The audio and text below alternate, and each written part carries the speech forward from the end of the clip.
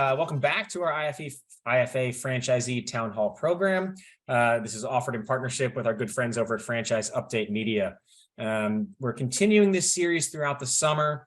This is Town Hall number 3, and having come off a couple successful episodes so far.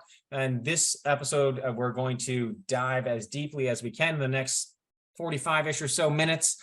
We want to leave time for a Q&A for you guys too, but dive into all things California, FAST Act, now Assembly Bill 1228, and also explore, how does that play into organized labor and SEIU's kind of bigger picture, broader plans for national. So think of this series as being interesting people, hopefully talking about some interesting things that you're facing your businesses every day.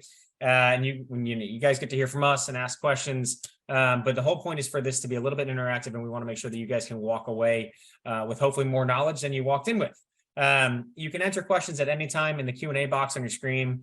We're glad that you're here, and we will do best. I'll do my best to dole out those questions throughout the program to either, to whichever one makes sense to. So you've already, for some of you, maybe, hopefully some of you have been able to join episodes 1 and 2 in this series. We've already been able to hear from former Congressman Rodney Davis, who comes from a McDonald's owning family, as well as former NLRB Chairman John Ring. And a couple of weeks ago, Tam Kennedy, who's a multi-unit franchisee, and then IFA's own general counsel, Sarah Bush, who were all discussing FTC issues a couple of weeks ago. Like I said, today, we're going to dig into all things California, whether that's the FAST Act. This year, it's Assembly Bill 1228, and then kind of where do we go from here, and what does organized labor like to do from here?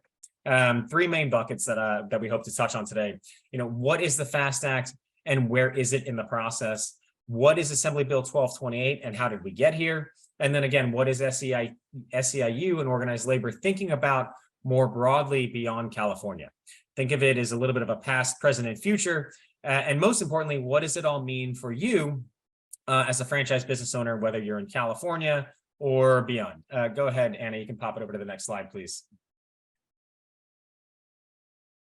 So here, and I should introduce my panel to help dive into all these areas. We're fortunate to be joined by Matt Rodriguez, founder and CEO of Rodriguez Strategies, who we at IFA and some of our partner organizations have been working with Matt and his team for the better part of 2 years now on opposing the FAST Act and now on opposing Assembly Bill 1228. And Matt and his team have been really at the tip of the spear on franchisee engagement in California. And we'll get to Matt's portion in a second because we want to make sure that you guys hear from Matt and what we've been doing with franchisees in California. And then also have Michael Saltzman of Berman & Co., who has been, again, on the tip of the spear, leading the edge of pushing back on a myriad of SEIU's misguided narratives, both in California and nationwide. So, and like I said, hopefully Ms. Mendelson will be able to join us here in a minute. She's a California franchisee who has been very deeply involved with our efforts out there so far. So what is the FAST Act, right? I would imagine a number of you have heard of this. Some of you are probably in California, so are very familiar with it.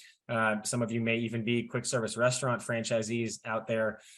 So, this is something that's touching your business every day. So the FAST Act, which was Assembly Bill 257, this came into being, was introduced back in 2021, which seems like an eon ago nowadays, but it was introduced in 2021. And originally, the FAST Act had 2 primary buckets, right? It was the establishment of the Fast Food Sector Council, and also the statutory implementation of joint liability between franchise brands or franchisors and their franchisees in California.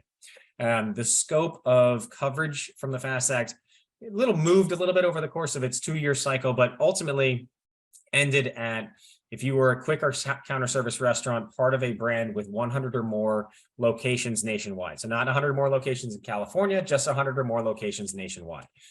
You as a franchisee or as a brand, obviously the FAST Act, the council portion of the FAST Act would have applied whether you were a franchisee or whether you were a Starbucks or a Chipotle.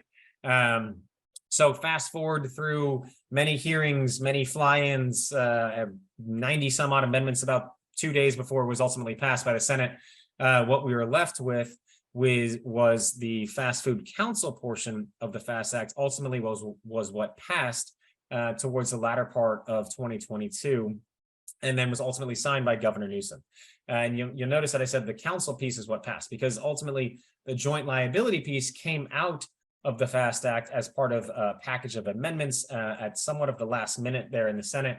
And again, the council piece is what passed and what Governor Newsom signed. So where are we now with FAST Act and its implementation? All right, as soon as Governor Newsom signed it, which coincidentally, or probably not so coincidentally, was on Labor Day last fall, that began a referendum clock, if you will, or a shot clock for us and some of our partner organizations to pursue a referendum in California. And without going through all the details, ultimately that meant gathering a lot of signatures in a very short amount of time.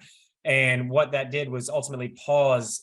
We gathered the signatures, and here we are ultimately pausing implementation of the FAST Act until it can go onto the ballot in 2024, right? So, that will be put in front of the voters next November, next November. No, November of 24, sorry. 2 Novembers from now, as part of the next general election. And there are obviously various ballot measures and initiatives and things of that nature that will be on the California ballot, not to mention a presidential election. So there are a lot of moving pieces in as a part of that, a broader campaign in terms of pursuing a successful effort in that referendum. You'll see more and more of that as we get closer and closer to the end of 23 and then going into 24, leading up ultimately to the election in November. Go ahead, Anna. So where are we now, right? And I'll mention, like you heard me say that the joint liability piece, ultimately that portion was amended out of the FAST Act, right? And so what happens now? Here we are, fast forward to 2023. Lo and behold, the joint liability piece has come back as a standalone bill. This time it's Assembly Bill 1228.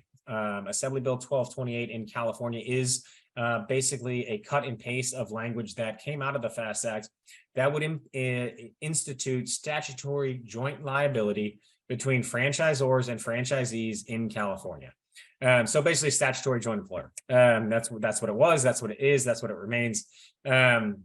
Now, there are a couple different narratives surrounding why AB 1228 exists in the first place, because one might ask, didn't we already have this conversation and the legislature already decided to pull this out? Yes, we did. And yes, they did.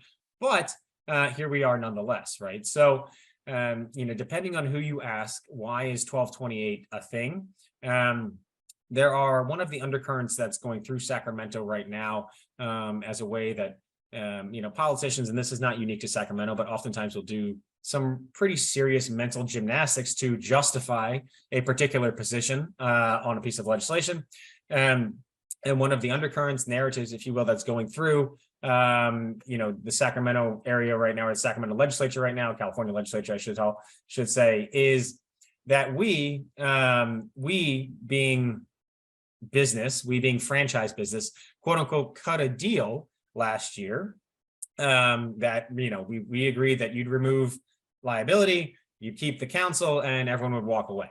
We'll dispel that right here, right now, that there was no deal cut.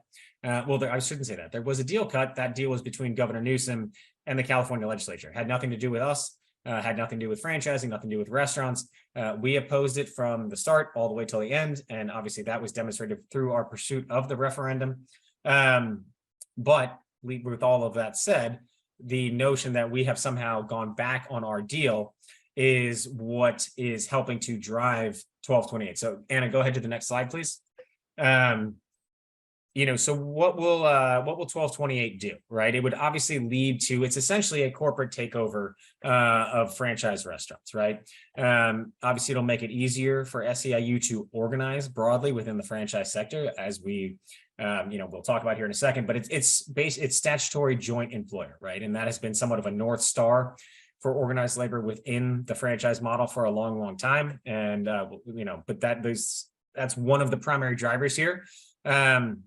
It would obviously invite lawsuits, increase litigation, now that you've got franchisors kind of at the table, if you will. And clearly the most important piece, especially from a franchisee perspective, is that ultimately it will reduce, if not eviscerate, equity in your business, right? Because if you go from a franchisee, independent owner operator, to basically a middle manager, if you decide that you want to sell that business, you want to pass it down to your children, whatever the case may be, what was an individually owned and operated unit is now basically a corporate entity that's being run in California. So, there are some pretty large downstream impacts of statutory joint liability, in 1228. But here, where are we, right? And this is where I'm gonna, start to bring Matt and some folks in. But it's obviously not impossible.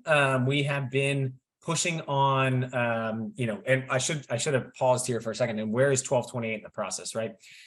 Given that we're halfway through the month of June, the California legislature convened back in January of this year. So we're about at we're past the halfway point because they will run through the middle part of September. Assembly Bill 1228 has, despite all of our collective best efforts, recently passed the California Assembly. That was by a mere, one vote. Technically, it was 2 votes, but it really was 1. And so now it's pending in the Senate, right? We expect policy hearings in the Senate, most likely in the Senate Judiciary and Senate Labor Committees in the next few weeks ahead of the legislature's summer recess. I'm sorry, July 14 to August 14. Obviously, best case scenario for us is that we stop it in one of its policy hearings in the Judiciary Committee, most likely.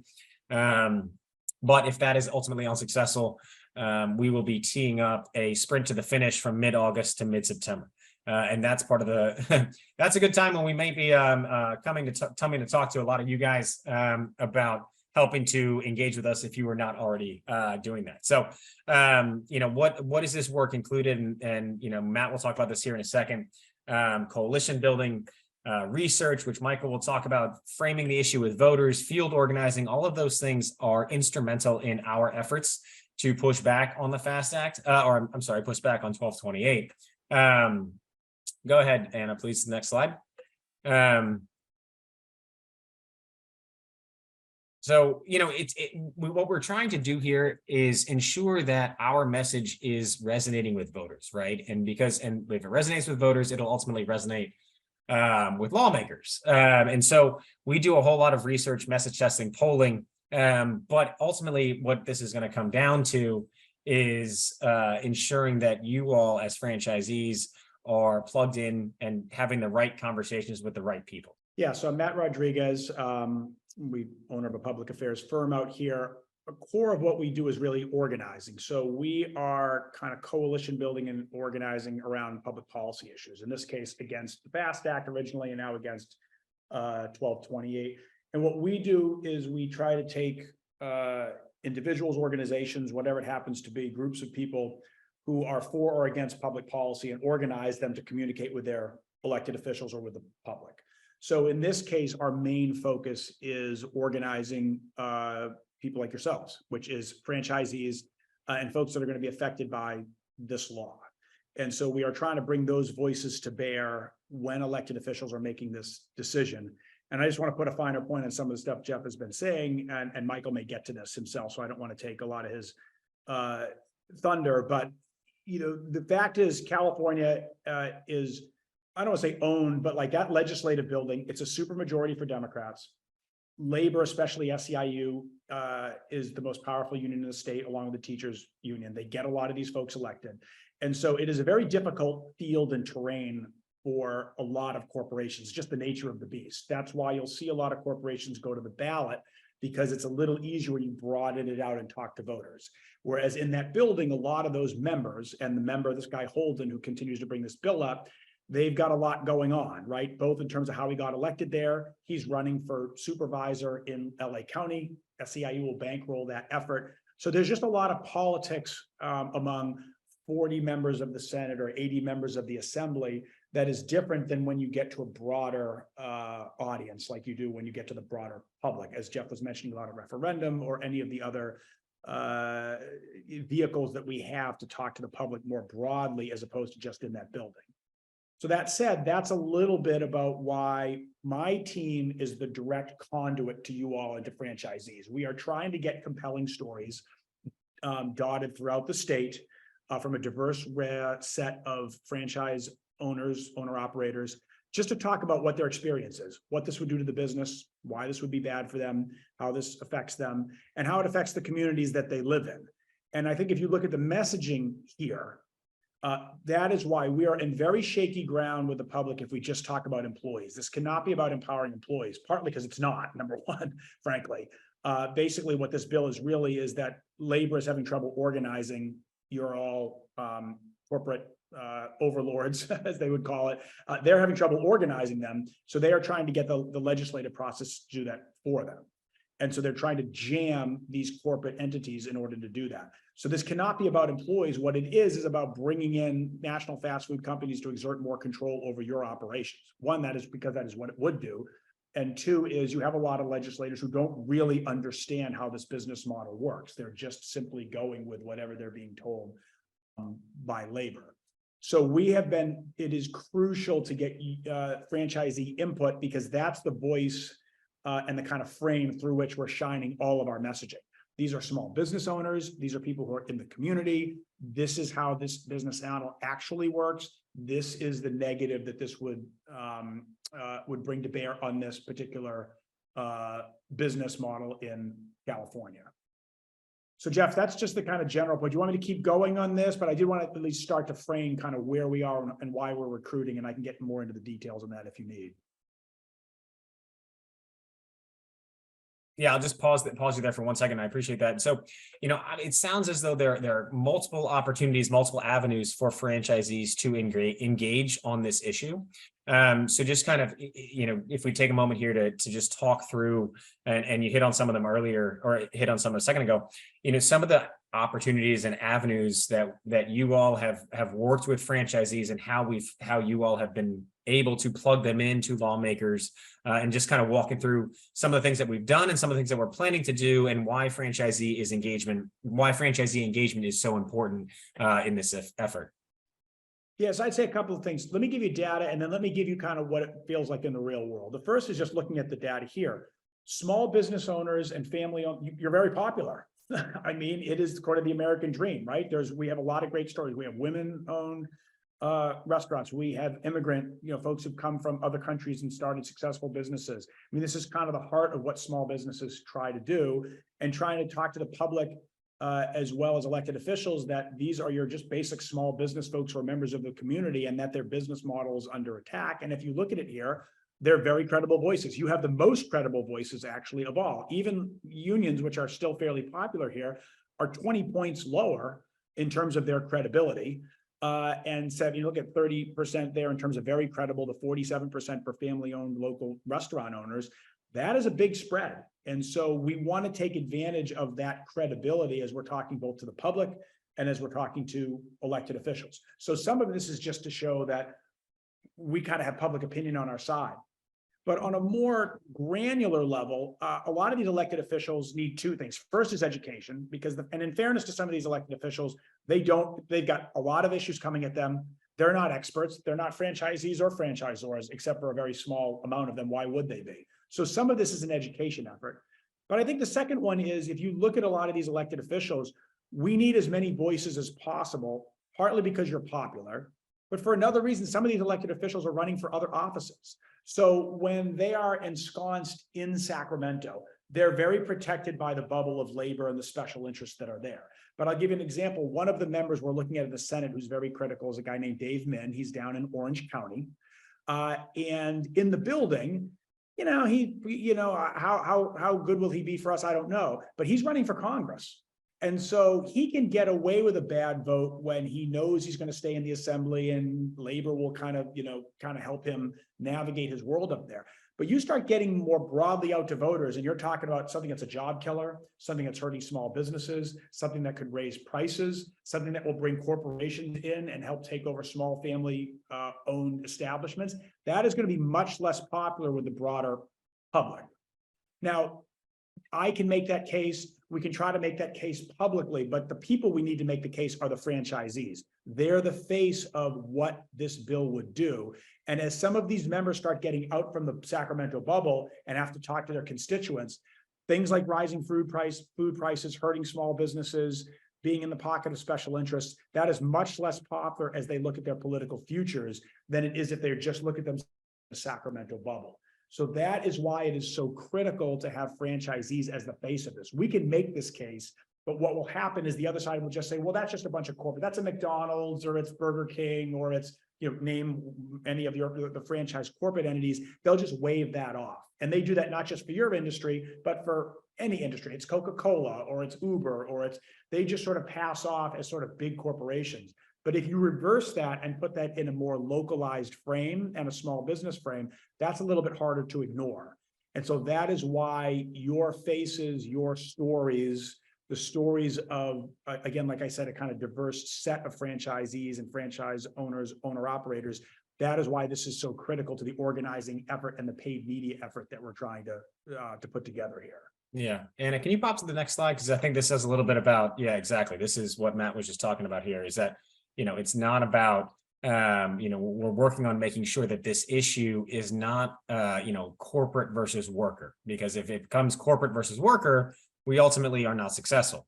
But if it's individual owner operator, individual business owner, if it's that story that we're telling and the damage that it will do to that person, that location, that becomes a much different narrative for us. And, in terms of opposing legislation like this. And that's why, as Matt mentioned, that's why it's so important for franchisees to engage with us on this issue. And like I said, there are a myriad of ways that we can work with you all as franchise business owners in California or even beyond, because trust me, if it's not California today, it's going to be Illinois and New Jersey and New York and someplace else tomorrow.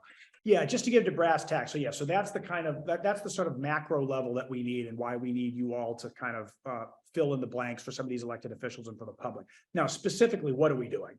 What does coalition building mean? And what does somebody like me who's just talking to you over a screen, what do we actually do on a day-to-day basis? Well, some of this is what we do. As we're recruiting you, we're looking for individual franchise owners or individual stories in the legislative districts that we target. Some legislators are going to be a lost cause. We don't waste time. Some of them are already with us. But for the ones who aren't, this is some of, for example, the collateral or mail pieces that we're sending. We're sending some of these in some of these target districts locations. So we'll get people's pictures. We put them up. We get quotes. So we'll be sending maybe mail. There'll be digital, maybe YouTube pre-roll videos or other banner ads that you'll see. We are doing legislative meetings. So if we have, 35 franchises in Senator so-and-so's district, we'll put a packet together. We'll have a list of all the restaurants in that member's district. We'll put pictures. We'll put their quotes in there. We'll get any articles that we get in the paper, an op-ed, a story. We'll send that. We'll post some of these on Twitter or social media. And so we like to go into a member's district and say, Senator so-and-so, here's a packet. Here's the 35 members. Here's 5 articles that have been written. Here's the paid media that's dropping in your district. Here's the economic impact that this would have. And these documents you see right here are some of this collateral. This is kind of how we frame it so that we're kind of on the same message. It's no on AB 1228, stop the attack on local restaurants. Here are some individuals that we have.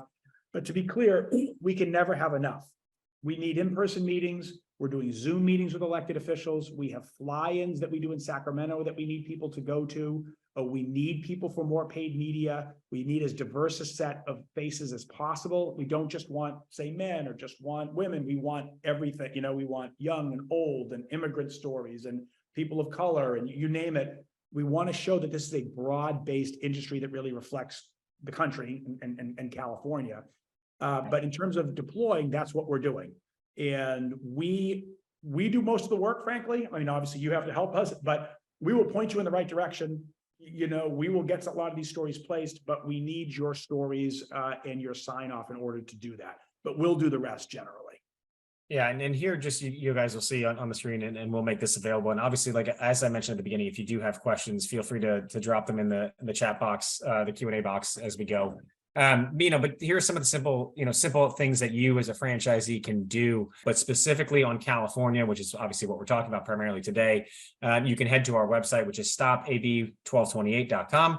There's a place to sign up. That will help. That will let us know that you are interested in engaging with us. There are opportunities for opposition letters.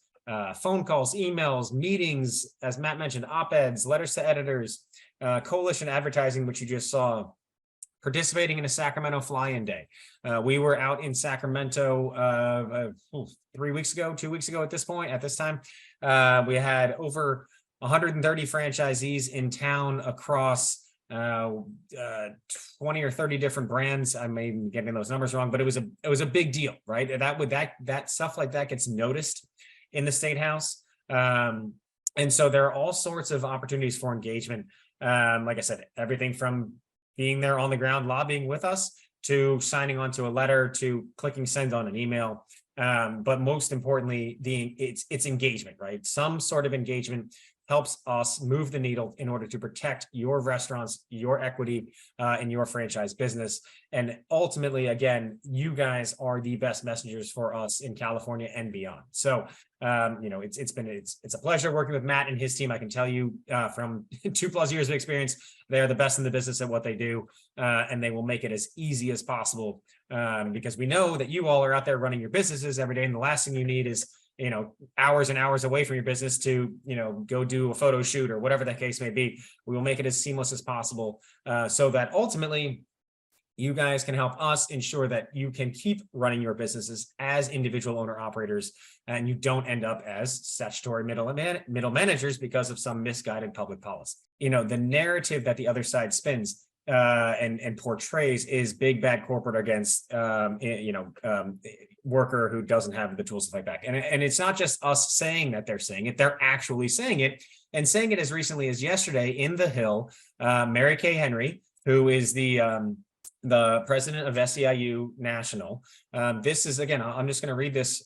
This is a small snippet from an article published by Mary Kay Henry in the Hill just yesterday evening.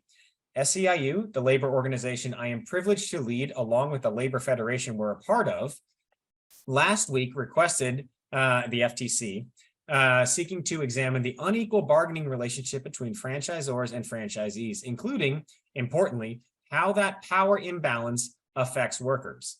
So just one more thing, our interest in the franchise business model comes out of the now decade-old Fight for 15 and a union. So, and I know Michael has been, next to this kind of stuff for longer than I have, for sure. So I want to pass it to him, but just to give you this, and obviously another quote, this is just give you a sense of what SEIU, Mary Kay Henry are now out there putting in plain sight in terms of kind of what their broader vision is for not just California, but, nationwide as a whole. So Michael, welcome to the conversation. Jeff, thank you. And always great to be working alongside you and your team. I'm one of the owners of a firm called Berman & Company, and we were founded about 40 years ago. And our firm's reputation over the years has been built on some of the difficult fights that we've sometimes been pulled into and sometimes picked with organized labor. And this fight that you're in right now is probably one of the most difficult and one of the thorniest. And I want to just start by giving you some context on why the union, and when we talk about the union, I'm talking here about the Service Employees International Union, why they're pursuing this sort of broad attack against the franchise industry and doing it in this specific way. The quote up on the screen there is from a quote that Mary Kay Henry, the president of the union, gave a pretty remarkable interview a few months ago, where she talked in pretty candid terms about what her goal is for organizing not just quick service restaurants, but over time more industries. And the reason she has to have this broad goal is because unions are in a pretty difficult situation. I mean, if you read the paper each year and you see the dire headlines about private sector union membership continuing to be at or near historic lows. I mean, when I grew up in Michigan in the early 1980s, all of our neighbors on the street, everyone, their dads all worked for the UAW. There was a time in which union membership, about 1 in 4 workers in the private sector were represented by a labor union. That was sort of the high watermark. Today, it's about 1 in 20. So those numbers have fallen dramatically. And the problem that labor has is they cannot organize fast enough to outpace the growth of the economy.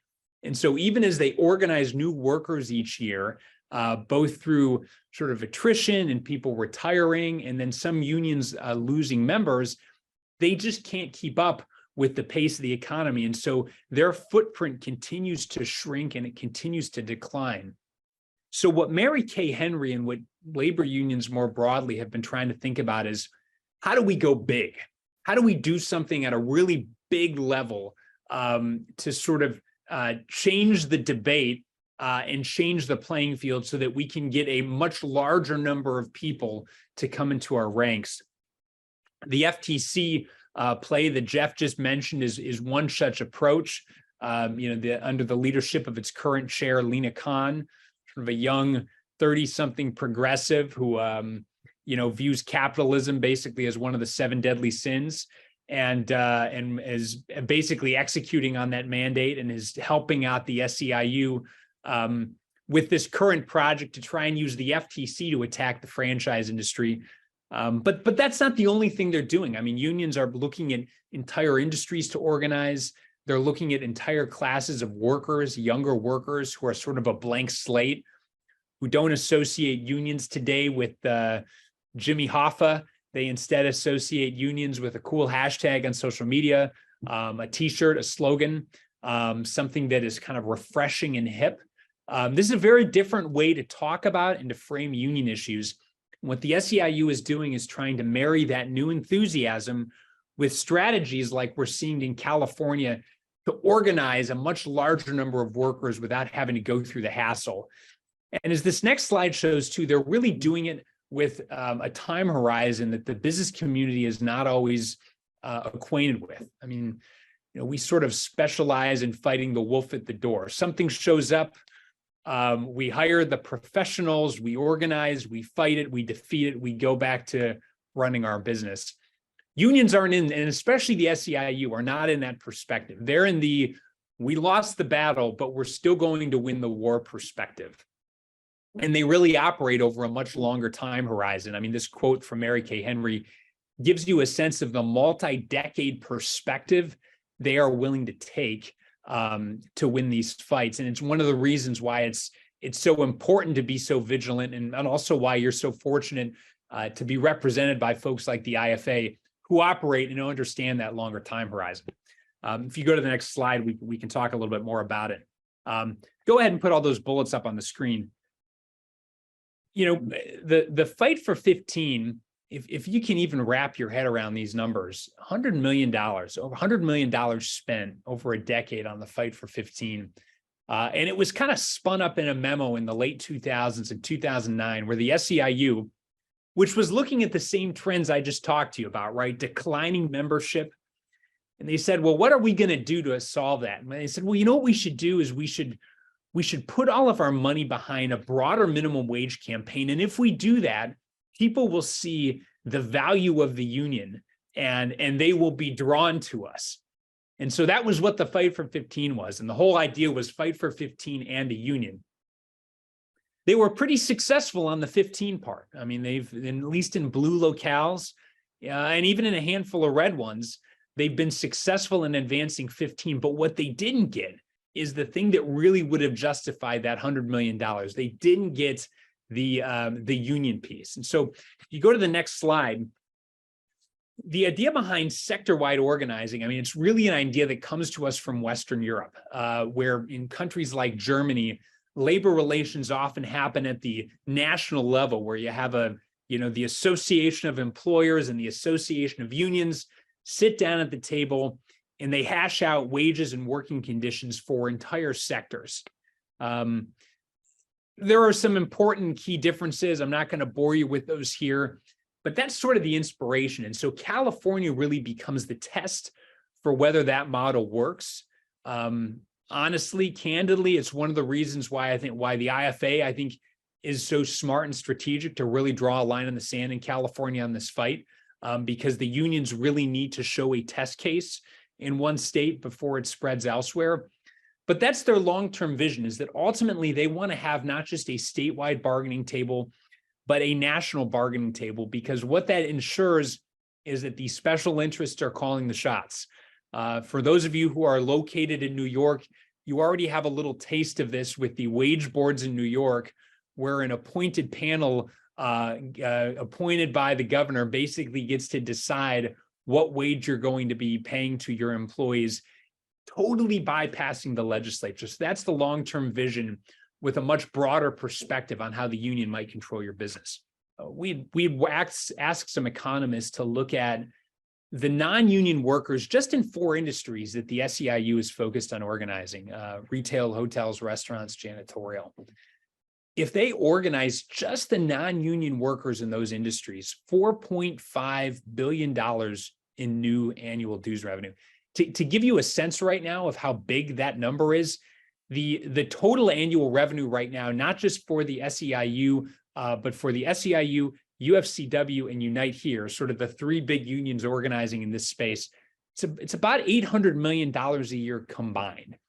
So going to 4.5 billion annually, 650 million alone in California, gives you a sense of why the SEIU has the incentive and basically the motivation needed to spend the kind of money necessary to get this $1 billion payoff at the pot of gold, essentially at the end of the rainbow. So yeah, thank you, Michael. And so it isn't just rainbows and unicorns that SEIU is talking about, and all their righteous might and righteous indignation, I should say. There isn't ultimately a dollars and cents at play here in California and beyond. Yeah, that's correct. And I mean, I think what they've been willing to do to in advance of that is throw truth and any commitment to the facts out the window. And if you go to the next slide, I'm prohibited from talking about economic research at the dinner table, so I am not going to spend a lot of time talking about it on this phone call. But I did want to just give you a quick sense of what's being said. We talk to people about these ideas, and you say, well, that is the dumbest thing I've ever heard, and how could somebody get an idea that would be a good thing? And it's probably because they've been fed one of these studies from the SEIU that has claims that are even less believable than the Publishers Clearinghouse telling you that you may already be a winner. We manage a nonprofit called the Employment Policy Institute. It's a think tank in DC that's been around for about 30 years. And EPI has looked at some of these claims, and I won't get into everything on this slide, but the biggest claim was really this idea that the quick service restaurant industry in California should be called out and was worthy of unique scorn because it was such a bad violator of labor laws. This was sort of the core claim of the SEIU. So we had our research team look into it. I mean, they spent weeks basically combing through all of the labor claims from the state and found out that at the end of the day, the limited service restaurant industry in California is responsible for just 1.6%, 1.6% of all wage claims in the state of California. And if you go further and say, well, what about just those locations that are actually franchisee owned? 2/3 of 1%, just 2/3 of 1% come from the franchisee owned quick service restaurant. So it's just flatly inaccurate to suggest that the quick service restaurant industry in California is meriting of some sort of special treatment. And certainly the franchisee-owned industry, especially if you compare it to other industries, in particular heavily unionized industries, have a much higher percentage of wage claims and violations than you see coming out of fast food restaurants. So as I mentioned at the outset, this was episode 3, we still got a minute, so it still is episode 3 in our ongoing town hall series that we will be running throughout the summer. We've got another one coming up a little bit later this month. Obviously, an introduction to joint employer. We touched on it here. It is somewhat of a overarching umbrella to everything, not everything, a lot of the things that we do as the IFA to help protect the franchise business model, whether it's in Washington with the FTC, the NLRB, the Department of Labor. Joint employer has been an issue that has been kind of our guiding star, if you will, since about 2014 or so. But we'll touch on that one. And going throughout the summer, we've got franchise relationship bills, we've got equity, existing franchise ecosystems, we've got making a good case for franchising, all sorts of opportunities for you guys to plug in.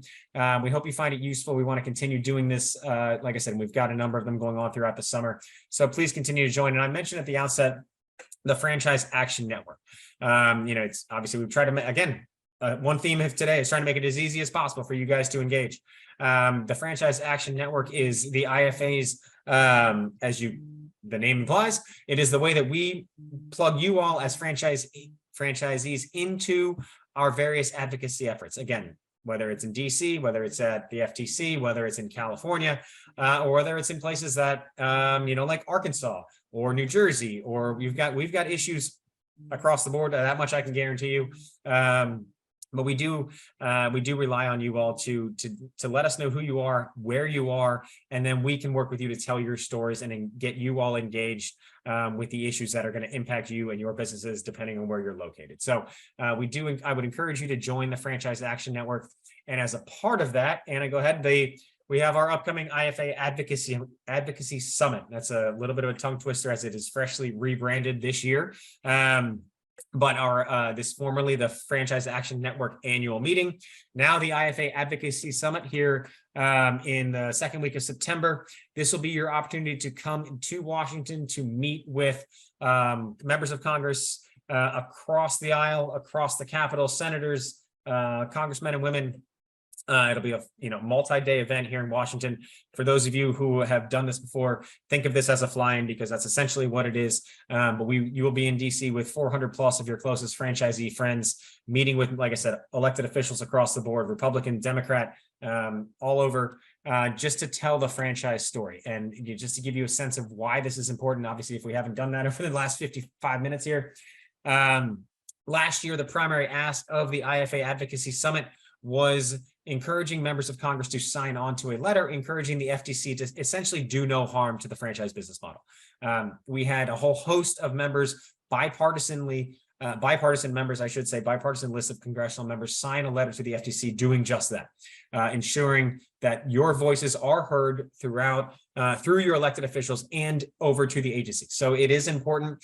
We'd encourage you to get to Washington and join us later in September. Obviously, if you have questions about that, let any one of us know. And there was a question here that, yes, we are recording this meeting.